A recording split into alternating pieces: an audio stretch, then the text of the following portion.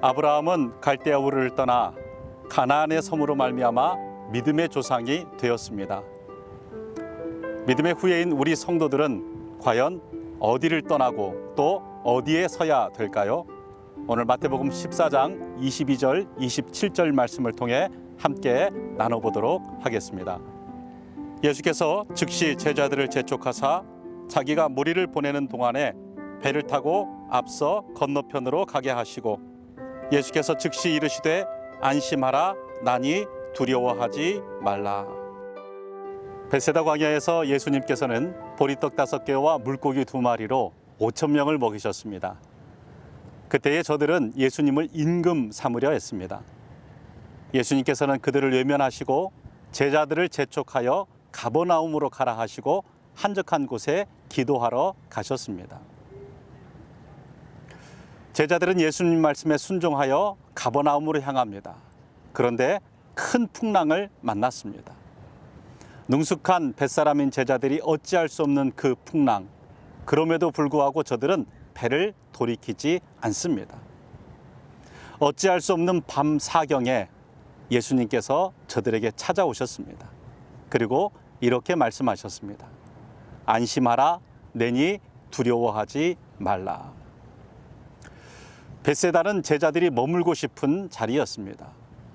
내일 아침 먹을 12광주리의 떡이 있을 뿐만 아니라 이 벳세다에서 제자들은 예수님과 더불어 높임을 받을 수 있기 때문입니다.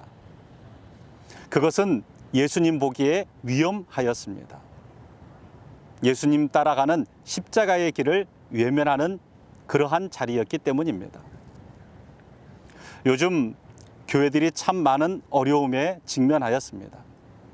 그 가운데 가장 큰 문제는 세상이 교회를 비난하고 조롱한다는 것입니다. 왜 이렇게 되었을까요? 그것은 바로 우리가 벳세다에 머물렀기 때문입니다. 한국교회도 1960년대에서 80년 큰 부흥을 맛보았습니다. 오병이어의 기적을 맛보았습니다. 변화산의 영광도 체험하였습니다. 그러나 그러한 교회가 그냥 벳세다에 머물렀습니다. 주님 말씀에 순종하여 가버나움으로 향하지 않았습니다. 주님 없는 변화산에 헤롯의 궁전을 지었습니다. 그래서 세상 가운데 세상 사람들이 조롱하는 모습으로 그렇게 변질되어 갔습니다. 저는 이 코로나 기간이 주님께서 우리로 하여금 가버나움으로 가라 재촉하시는 기간으로 느껴집니다. 얼마 전 한 목사님을 배웠습니다. 연세가 있으신 개척교회 목사님입니다. 코로나로 인하여 건물이 문을 닫음으로 말미암아 집에서 예배를 셀폰으로 녹화하여 성도들에게 제공할 수밖에 없는 상황이 되셨습니다. 방 안에서 잘 다룰 줄 모르는 셀폰을 배워가며 마음 가운데 내가 과연 설교한다고 유튜브에 수많은 좋은 훌륭한 교회의 시스템을 잘 갖춘 그래서 녹화된 설교가 있는데 내 설교나 듣기나 할까 하는 마음으로 설교를 준비하시다가 눈물을 흘리셨다는 얘기를 들었습니다. 그럼에도 불구하고 배를 돌이키지 않고 그 사명을 감당한다는 말씀에 깊은 은혜를 받았습니다.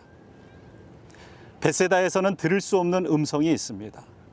가버나움으로 향하는 곳에서만 들을 수 있는 음성이 있습니다.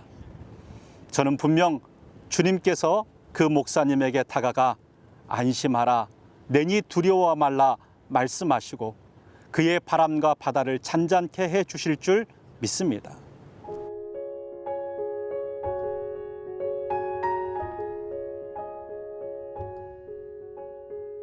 여러분들은 오늘 어디에 서 계십니까?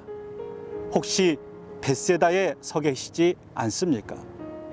다시 한번 주님의 음성을 듣고 주님 말씀에 순종하여 가버나움으로 향하여 가는 주님의 종들이 되시기를 예수님의 이름으로 부탁드립니다.